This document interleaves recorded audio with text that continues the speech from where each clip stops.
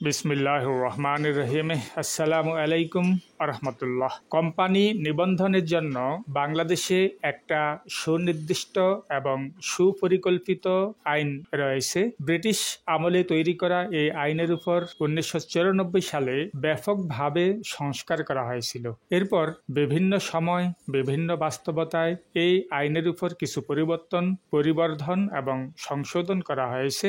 নতুন private limited company নিবন্ধনের জন্য এই পরিবর্তিত আইনগুলো অনুসরণ করা সবার জন্যই বাধ্যতামূলক। 2025 সালের প্রাইভেট লিমিটেড কোম্পানি নিবন্ধন ফি আপনাকে কত পরিশোধ করতে হবে এটা নির্ভর করে কোম্পানিতে অথরাইজড ক্যাপিটাল বা প্রস্তাবিত মূলধন বা অনুমোদিত মূলধন যা দেখাবেন সেটার উপর আপনার সরকারি ফি বেশি বা কম হতে পারে। যদি আপনি অথরাইজড বা অনুমোদিত মূলধন 10 লাখ টাকা দেখান তাহলে সরকারি ফি আসবে 16,003 টাকা। 20 লাখ যদি দেখান তাহলে সরকারি ফি আসবে 16,923 টাকা। যদি 40 লক্ষ টাকা দেখান তাহলে সরকারি ফি আসবে 18,763 টাকা। 50 লাখ টাকা দেখালে 39,883 টাকা। আর যদি 1 কোটি টাকা দেখান তাহলে সরকারি ফি দিতে হবে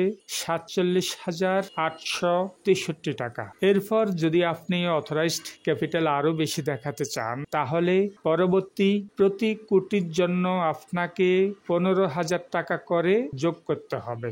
আপনি যত কোটি বাড়ান উপরের দিকে অথরাইজড ক্যাপিটাল তাহলে এখনকার 1 কোটির ফি যেটা 47,863 টাকা আছে এর সঙ্গে প্রতি কোটির জন্য আলাদাভাবে 15,000 টাকা করে যোগ হবে। এখন আপনার কোম্পানির অথরাইজড বা অনুমোদিত মূলধন কত হলে আপনার জন্য ভালো হয় এটা আসলে নির্ভর করে আপনার ব্যবসার ইনভেস্টের উপর। অনেকটা ধারণা করে এই ক্যাপিটালটা এখানে শো করতে হয়। এটা এরকম না যে আপনি অথরাইজড ক্যাপিটাল যা দেখাবেন সেটা ক্রস করতে পারবেন না। আসলে এই ধরনের কোনো আইন বা নিয়ম নেই।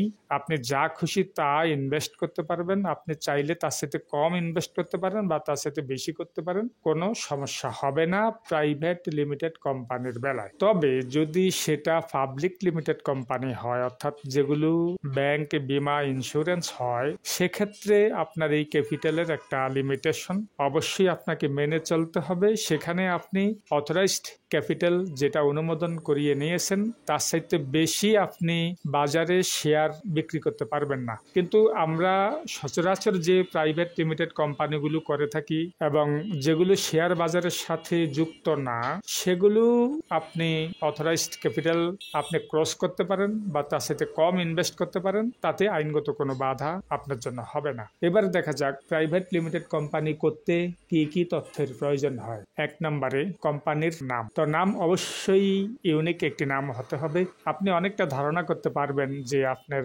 নামটি অলরেডি কেউ নিবন্ধন করে ফেলছে কিনা, যেহেতু বর্তমানে নিবন্ধিত কোম্পানির সংখ্যা প্রায় 3 লাখের উপরে চলে গেছে। তো সেখানে নামের একটা সীমাবদ্ধতা অবশ্যই আছে। এজন্য আপনার নামটি জয়েন্ট স্টকে সেটা ভালোভাবে চেক করে দেখতে হবে যে নামটি খালি আছে কিনা, অন্য কেউ করে ফেলছে কিনা। যদি দেখা যায় যে সেই নামে এখনো কেউ কোম্পানি নিবন্ধন করে নাই তাহলে আপনি নামটি বিবেচনায় নিতে পারেন। এরপর কোম্পানির জন্য একটা ঠিকানা আপনাকে দিতে হবে। সেই ঠিকানাটি আপনাকে অবশ্যই নির্ধারণ করতে হবে। তারপর 3 নম্বরে অথরাইজড ক্যাপিটাল, ওই যেটা উপরে ফি বললাম যে আপনি কত টাকা ফি দিবেন অথরাইজড ক্যাপিটালের উপর, সেটা আমি উপরে বলে দিয়েছি। এটা হচ্ছে অথরাইজড ক্যাপিটাল। 4 নম্বরে পেড আপ ক্যাপিটাল বা পরিশোধিত মূলধন, যেটা কোম্পানির অ্যাকাউন্টে আপনাকে পরিশোধ করতে হবে কোম্পানি নিবন্ধনের 3 মাসের মধ্যে। তো সেটা আমরা একটা জুৎসই অ্যামাউন্ট সেখানে শো করে দেই যাতে সেটা পরিশোধে আপনার সমস্যা না হয়। তো কোম্পানি যখন নিবন্ধন করবেন তখন সেটা আমরা আলাপ আলোচনা করে নিতে পারি যেটা আপনার জন্য সহনীয় হয়, এরকম একটা ক্যাপিটাল আমরা এখানে শো করে দেব। 5 নম্বরে নেচার অফ বিজনেস।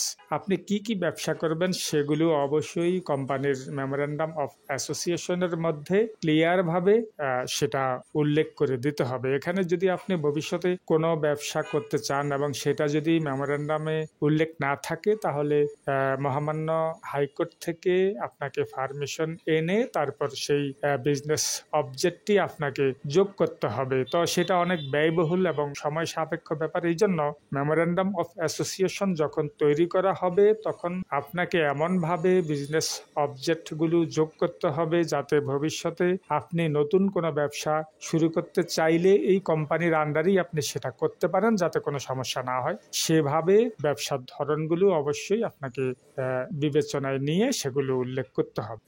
এরপর পরিচালকদের তথ্যের প্রয়োজন হবে, অর্থাৎ কোম্পানিতে কমপক্ষে 2 জন পরিচালক বা ডিরেক্টরের দরকার হবে অবশ্যই। এই 2 জন থেকে আপনি চাইলে একজনকে ম্যানেজিং ডিরেক্টর বানিয়ে দিতে পারেন, একজনকে চেয়ারম্যান বানাতে পারেন, অথবা যদি চেয়ারম্যান না রাখতে চান তাতেও কোনো সমস্যা নেই, শুধু ম্যানেজিং ডিরেক্টর দিয়েই আপনি কোম্পানি চালাতে পারবেন এবং আরেকজনকে শুধু ডিরেক্টর হিসেবে রেখে দেবেন। অর্থাৎ কোম্পানিতে 2 জন ডিরেক্টর থাকবে, এই 2 জন ডিরেক্টর থেকে একজনকে ম্যানেজিং ডিরেক্টর বানাবেন, আরেকজন ডিরেক্টর পদে থেকে যাবে। এখন কি কি তথ্যের প্রয়োজন হয়? 2 জন ডিরেক্টরেরই এই তথ্যগুলো আপনাকে দিতে হবে, যেমন ওনাদের এনআইডি কার্ড বা স্মার্ট কার্ড। যদি এগুলো না থাকে তাহলে ভ্যালিড পাসপোর্ট, এই দুটার যে কোনো একটা দিতে হবে, অর্থাৎ এনআইডি কার্ড অথবা ভ্যালিড পাসপোর্ট। 2 নম্বরে পার্সোনাল অ্যাড্রেস, আপনার ঠিকানা, ব্যক্তিগত ঠিকানা, সেটা আপনি আপনার গ্রামের ঠিকানা বা আপনি যেখানে থাকেন বর্তমান বা পার্মানেন্ট, যেটা খুশি আপনি দিতে পারেন, যে কোনো একটা ঠিকানা আপনাকে দিতে হবে। তারপর মোবাইল নাম্বার, ইমেল অ্যাড্রেস।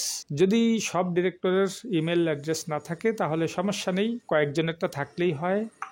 যাদেরটা নেই, যাদের আছে সেখান থেকে টেনে এনে যাদের নেই তাদেরকে দিয়ে দেওয়া যেতে পারে ইমেল অ্যাড্রেস। তারপর কারেন্ট ফটো, অর্থাৎ আপনার বর্তমান সময়ের 1 কপি ছবি লাগবে এবং স্বাক্ষর লাগবে। এই তথ্যগুলো দেওয়ার পর আমরা 1994 সালের কোম্পানি আইন অনুসরণ করে এবং পরবর্তীতে যে কোম্পানি আইন সংশোধন হয়েছে সেগুলো বিবেচনায় নিয়ে আমরা একটি জুৎসই এবং যুগোপযোগী মেমোরেন্ডাম অফ অ্যাসোসিয়েশন এবং আর্টিকেল অফ অ্যাসোসিয়েশনের সমন্বয়ে একটি গঠনতন্ত্র তৈরি করে দেব এবং আপনার কোম্পানিটি নিবন্ধনের ব্যাপারে আপনাকে আমরা সর্বাত্মক সহায়তা করতে পারবো। আমাদের লিগ্যাল অ্যাডভাইজরি ফার্ম আছে এবং এটির নাম হচ্ছে কোম্পানি ল বিডি এবং এটি ঢাকার কাউরান বাজারে অবস্থিত। আমরা সাধারণত private limited company, partnership firm, 1% company, তারপর আপনার public limited company, society, foundation, trust অর্থাৎ জয়েন্ট স্টক বা আরজেএসসি থেকে যেসব কোম্পানি বা অর্গানাইজেশন নিবন্ধিত হয় আমরা এই কাজগুলো করে থাকি এবং ইনশাল্লাহ দেখা হবে যদি আমাদের অফিসে আসেন। সবাই ভালো থাকবেন। আসসালামু আলাইকুম ওয়া রাহমাতুল্লাহ।